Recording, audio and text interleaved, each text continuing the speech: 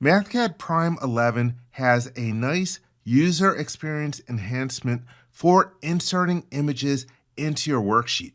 Using images is an important method to help document your worksheets.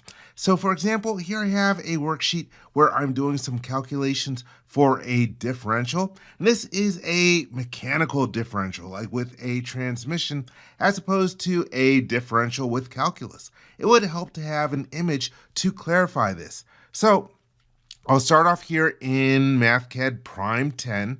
I will click on the image command from the Math tab, and it ends up giving me an image region, and I have this button here to browse for image, and it takes me to my last folder, and it lists all the different folders in here and all the different files. And so the one that I want to use is this one. I will select it and click on the open button, and let me resize it so it is much bigger.